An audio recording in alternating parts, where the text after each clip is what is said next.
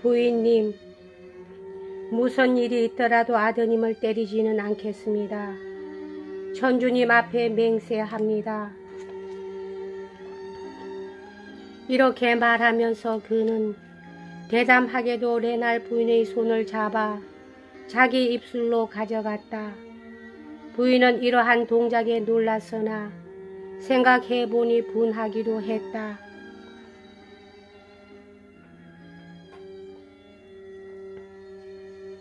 무척 더웠으므로 부인은 숄로 발을 가렸을 뿐이었기 때문에 줄리앙이 손을 잡아 입술로 가져가자 벌거숭이 팔이 생생하게 드러나 버리고 만 것이다. 한참 후에 그녀는 자기 자신을 책망했다. 화를 내는 것이 늦었다고 생각한 것이었다. 말소리를 들은 레날 씨가 서재에서 나왔다. 시청에서 결혼식 주례를 설 때처럼 엄숙하고도 아버지다운 말투로 줄리앙에게 말했다. 아이들을 만나기 전에 내가 꼭 해둘 얘기가 있어. 줄리앙을 방 안으로 청해들인 시장은 두 사람만을 남겨놓고 나가려는 부인을 붙들었다.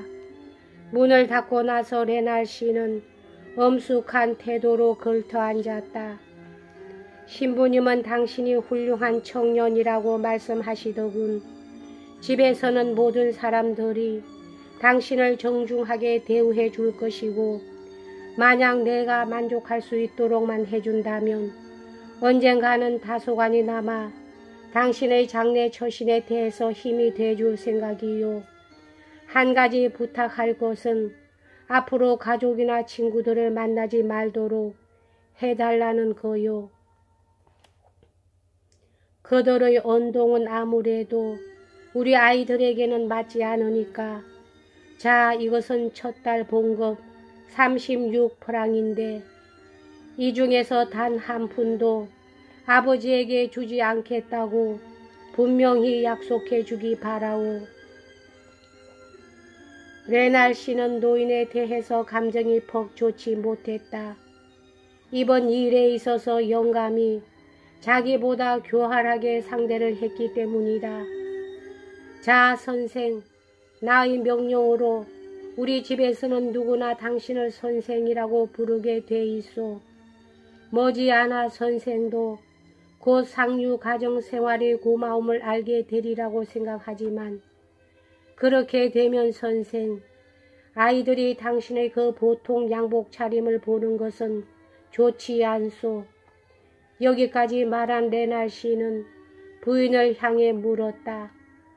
하인들이 선생의 모습을 이미 보아버렸소. 아니요, 여보. 레날 부인은 깊이 생각에 잠긴 얼굴로 대답했다. 다행이로군. 자, 이것을 입으시오. 어안이 봉봉해져 버린 줄리앙에게 자기의 프로코트를 넘겨주면서 시장은 말했다. 자, 양복점을 하는 드량에게로 갑시다.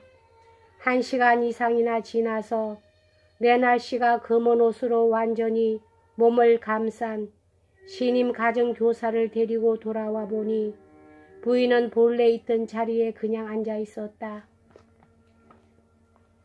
줄리앙의 모습을 보자 그녀는 마음이 안정되는 듯한 느낌이 들었고 그를 관찰하는 동안에 공포감이 점점 열버져 갔다. 한편 줄리앙은 부인의 일 같은 것은 전혀 염두에 두지 않았다. 운명이라든가 인간에 대해 늘 품어온 불신감 같은 것과는 동떨어져서 그 순간에 그는 어린애 같은 마음일 뿐이었다. 3시간 전 교회 안에서 떨고 있을 때부터 이미 몇 년이나 지난 것 같은 느낌이 들었다.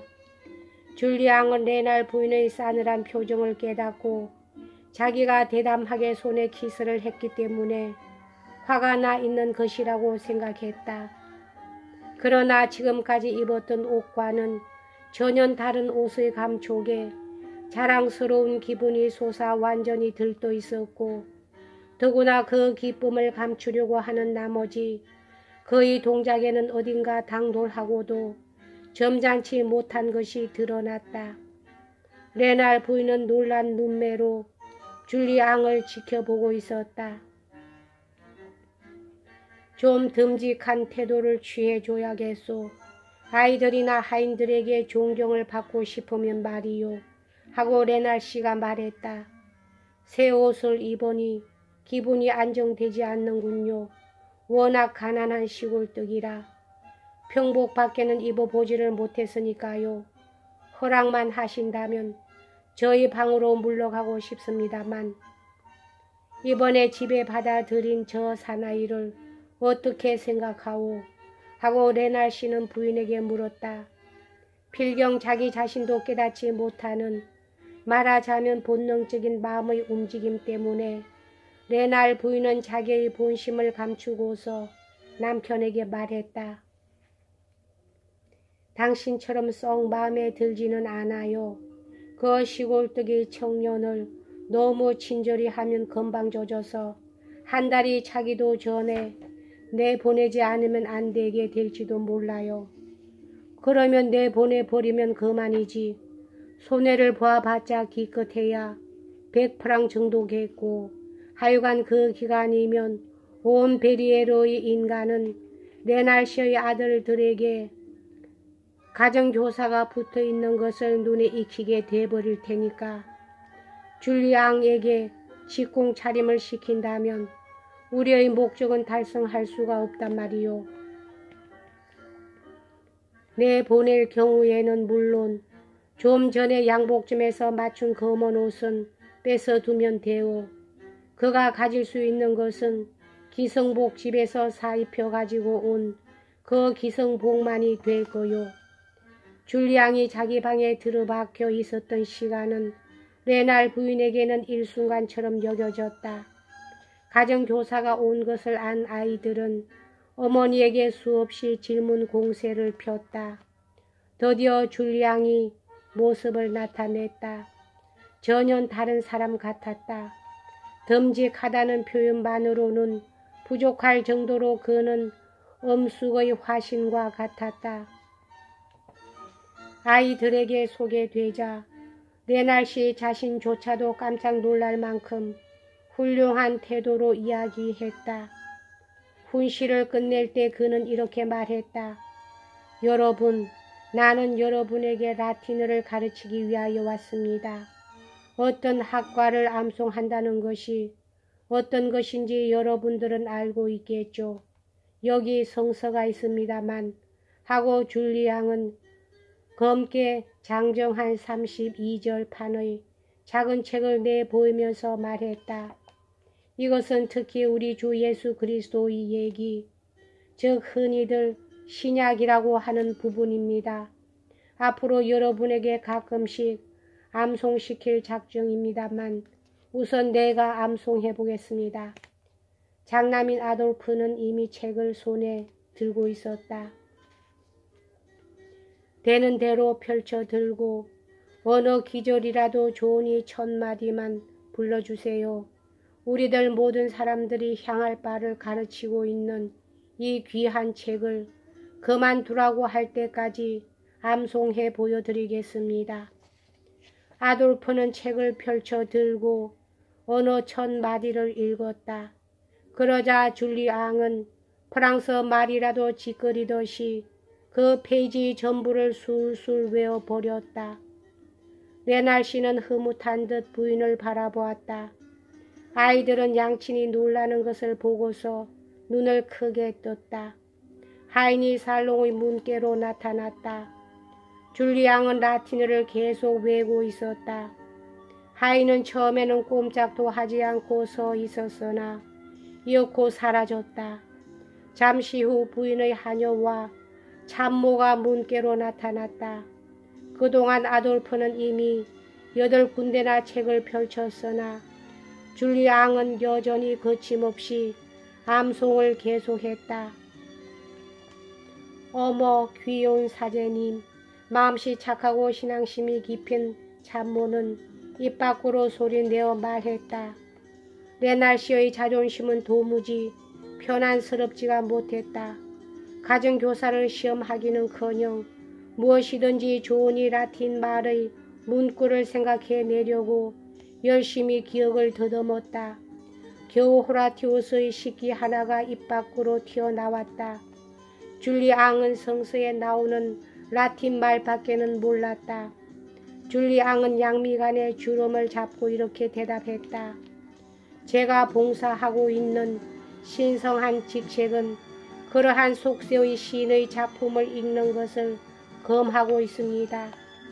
레날시는 호라티우스의 식구를 몇 구절인가 인용했다. 아이들에게 호라티우스에 대한 설명도 해주었지만